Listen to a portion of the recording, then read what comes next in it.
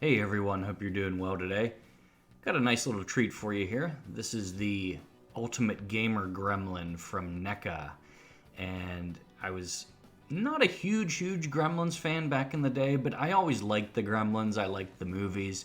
It's not like one of my favorite IPs or anything, but the Gremlins, they're always doing wacky things and getting in wacky situations in the movies, and it really lends itself to a line of action figures because they're always doing all kinds of crazy things, and the Gamer Gremlin is a really cool example of that. So I'm looking forward to showing it to you here today.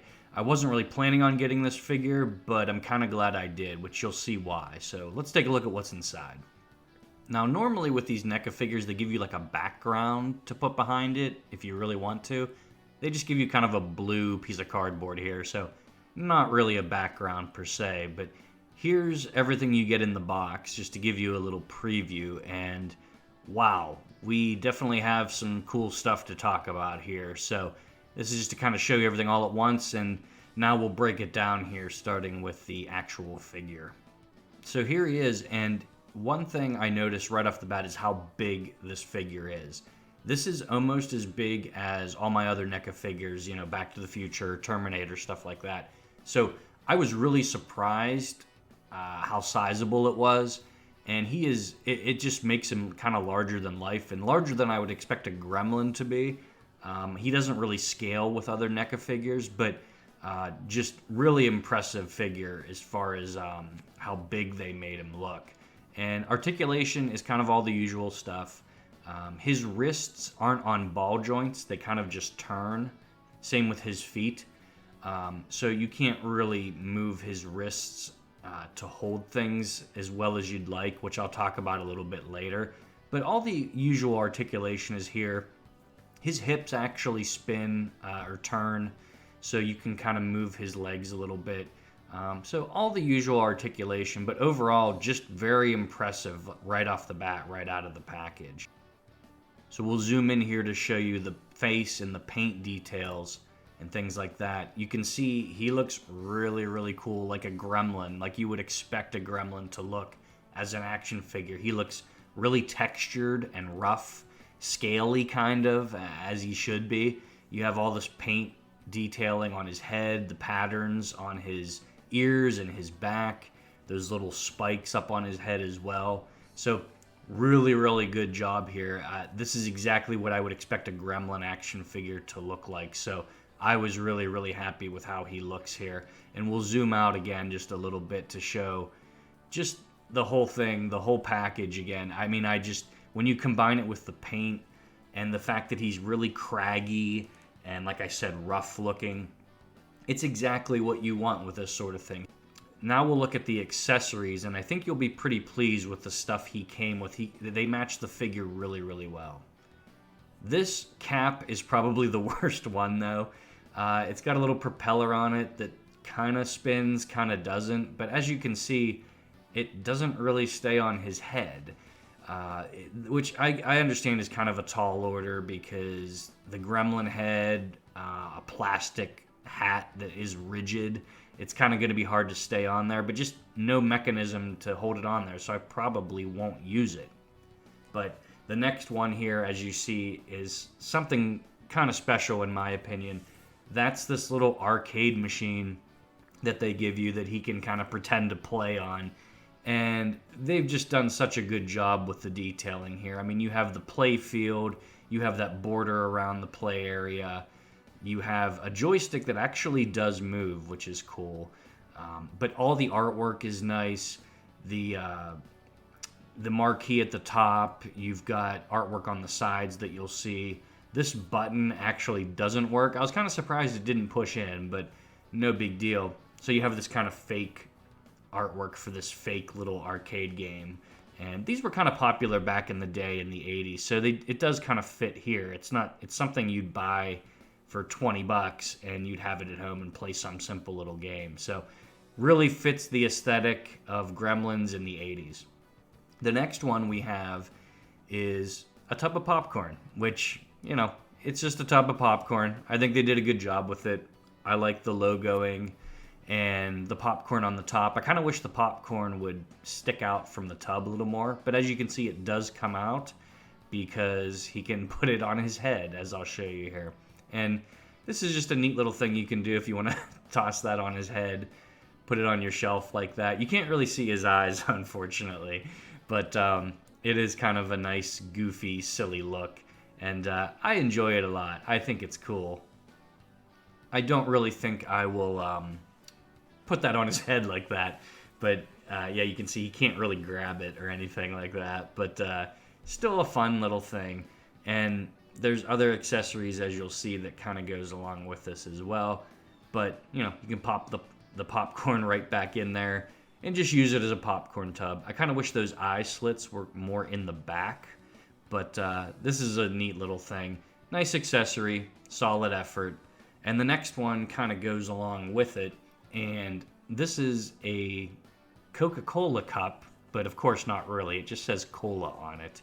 But this is kind of like your movie-going package, right? This is what even to this day, I think they still use those cups in movie theaters. But I love how they darken the top of it so it really looks like it's full with cola. I think it's a simple little thing, but I think they pulled it off really well. It looks really convincing. And he can hold it in some of his hands. The hands are kind of a mixed bag, as you'll see as we go along. There is an extra set, but it's kind of random how the fingers are aligned. Can't really sip it or look like he's going to sip it. But he can hold it, and I think it's a cool little thing. This is how I have him on my shelf. So I do have him with the cola cup in his hands. I think it's a neat little thing. The hands, like I mentioned, there is an extra set, and it's kind of just random what he can and can't hold in different hands. It's not really clear what exactly he's able to hold in which hand. And the more I played with them, the more I found out that there really is no rhyme or reason to it. And I have a hard time getting him to hold pretty much anything, any of these accessories, except that cola cup that I showed you earlier. So the combination of the hands being kind of random where the fingers are placed and the wrist joints not being on ball joints, he can't really hold things that well, unfortunately. So that would be like the only minus so far of this figure, is it's hard for him to hold stuff just straight up. It's pretty difficult. So unfortunately, we'll try to work around that. The other accessory here, we got a few more to go, but these are these kind of like just 80s futuristic looking glasses. I'm not really sure what these are supposed to be. They kind of remind me of 3D glasses, but they're kind of not. They're not as fun as the blue and red old school 3D glasses. They look okay on him, I guess. I think they don't really fit. The light on this figure is pretty bright that I'm shining on it right now, and you can't really tell, but it does make his eyes a little smoked out. You can't really see them. They're pretty dim. And here you see me playing with the ears because I just realized that there's a hinge in there, and you can actually move the ears backward. It takes a little bit of force, as you'll see here. You kind of have to hold, you can't just hold the ear, you have to kind of hold his head as well. But they do move back, so you can sort of like pin his ears back, so to speak. And I'll show you a quick cut of what he looks like with the ears back. Just a neat little option. But the glasses they're okay. They don't really fit to me. It looks like something I could see someone wearing in the 80s maybe, but I'm not really sure. These next couple accessories are pretty awesome though. We have this Atari controller, which, I mean, let's be real, this is an Atari controller. There's no way around it. I think the only difference is the white dotting around the joystick. I think it's yellow on the official controllers. But, I mean, this is an Atari joystick. They're clearly mimicking that, and it fits perfectly with Gremlins. So I'm really, really happy with it. And this next thing goes along with the joystick and just sets it off perfectly. We have the Gremlins game. This is basically a direct mock-up of the Atari 2600 Gremlins box, if you were to buy the Atari 2600 Gremlins game. I love this accessory. The only thing that's different is it says NECA instead of Atari up on the top right there.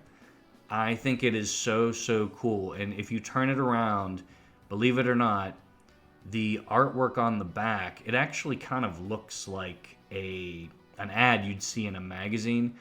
But as you'll see, this is actually the artwork that was on the back of the box. Like I said, it really does look like a magazine ad to me, but that is the back of the old Atari box. And quick side note, I actually did own this game, but I never played it. I found it at a flea market or something, and I've since sold it. But I actually did once own this game.